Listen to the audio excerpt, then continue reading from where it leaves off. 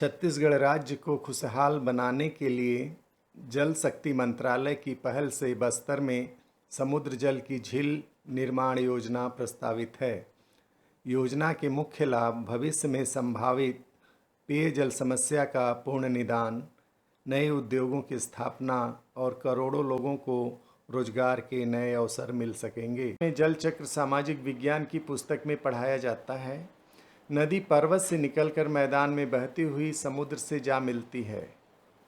मार्ग में सूर्य की गर्मी से पानी भाप बनकर आकाश में जाता है और तापमान के गिरने से पानी की बूंदें बादल बनकर वर्षा करती हैं।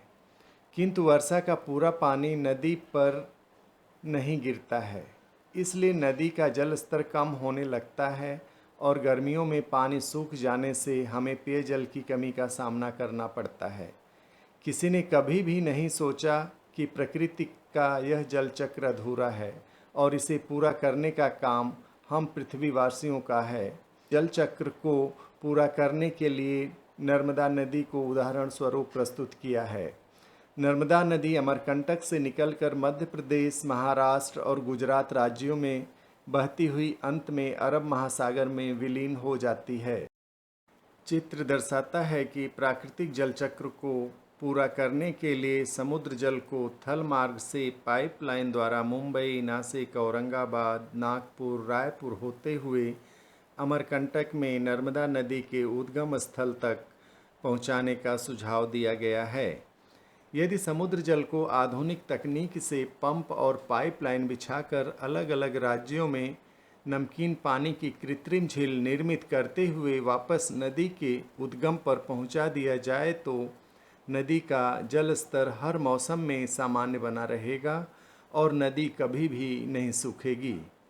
राज्यों के बीच समुद्र के पानी के बंटवारे की आपसी सहमति के लिए जल बोर्ड कार्यालयों की स्थापना आवश्यक है। यह जल बोर्ड दो राज्यों के बीच आवश्यक समझौता पत्र तैयार करके झील से नमक निकलने तक की डिजाइन तैयार करेगा। छत्तीसगढ़ राज्य में कृत्रिम झील निर्माण की डिजाइन और डिटेल्ड प्रोजेक्ट रिपोर्ट तैयार करने के लिए डिजाइन सेल की स्थापना किसी तकनीकी संस्थान में की जा सकती है। समुद्र के पानी को ग्रेविटी फ्लो के विरुद्ध राज्य की प्रस्तावित झील में भेजने की डिजाइन तैयार की जाती है और दो राज्यों के मध्य निम्नलिखित बिंदुओं पर स्वीकृति लेनी होती है। केंद्र सरकार और समुद्र तट राज्य की सरकार से नाना प्रकार के सिविल स्ट्रक्चर निर्माण की सहमति। छत्तीसगढ़ सरकार के आंतरिक विभागों से प्रमुख नदियों पर निर्माण किए जाने वाले फ्लड हार्वेस्टिंग सिविल स्ट्रक्चर निर्माण की सहमति। छत्तीसगढ़ सरकार के फॉरेस्ट विभाग से जमीन अधिग्रहण की सहमति। समुद्र के पानी को पाइपलाइन द्वारा कृत्रिम झील और नमक निकालने वाले जलाशयों में भेजने के बाद नमक रहित जल को नहरों द्वारा राज्य में बहने वाली नदियों में छोड़ दिया जाता है। भविष्य में संभावित जल समस्या का यह बेहतर हल है। पहला, छत्तीसगढ़ सीमा का निकटतम समुद्र तट विशाखापट्टनम से पाइपलाइन द्वारा पानी बस्तर में प्रस्तावित झील में पंप किया जाएगा। दूसरा, नमकीन पानी की झील निर्माण के लिए पाइपलाइन बिछाने के लिए टोपोग्राफिक सर्वे। तीसरा, नमक निकालने के लिए ब्राइन पॉन्ड्स का निर्माण।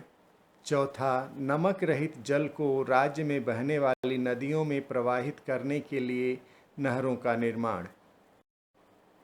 यह समझना अति आवश्यक है कि पृथ्वी स्वयं बहुत अच्छी छन्नी फिल्टर बेड है, इसलिए समुद्र जल को वापस नदी के उद्गम में छोड़ देने से पानी पीने योग्य बन जाएगा और इस कार्य को पूरा करने में अधिक से अधिक लोगों को नौकरी मिलेगी, उद्योगों में बढ़ोतरी होगी और राज्य खुशहाल बनेगा। वर्तमान में वैज्ञानिक और इंजीनियर समुद्र जल के शुद्धिकरण के लिए सी कोस्ट पर प्लांट लगाते हैं। यह तकनीक बहुत महंगी है। 10 करोड़ रुपए में मात्र 80,000 लीटर पानी पीने युक्त प्रतिदिन। यह बहुत कॉस्टली विकल्प है। पाइपलाइन बिछाने के कार्य के लिए सर्वे टीम के सदस्यों की ट्रेनिंग आवश्यक है। पाइपलाइन की कुल लंबाई 500 किलोमीटर के लिए 10 सदस्य प्रति किलोमीटर से 10,000 सदस्यों की ट्रेनिंग का कार्य डिजाइन सेल के स्टाफ द्वारा किया जाएगा और उन्हें सर्वे के कॉस्टली इक्विपमेंट के बिना काम की शैली का प्रशिक्षण दिया जाएगा। इसके अतिरिक्त अन्य 10,000 सदस्यों को डीओ मैकेनिक्स स्किल्स की ट्रेनिंग दी जाएगी। उनका काम प्रोजेक्ट के रखरखाव और समय समय पर पानी में डिज़ॉल्व ऑक्सीजन की मात्रा का बैलेंस बनाए रखना होगा।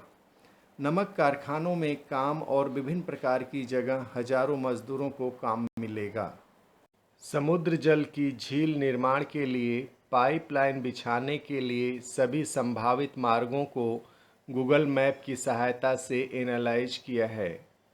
समुद्र जल को ग्रेविटी के विरुद्ध पाइपलाइन द्वारा बस्तर में नमक के पानी की झील निर्माण इंजीनियर्स के लिए चुनौतीपूर्ण कार्य है।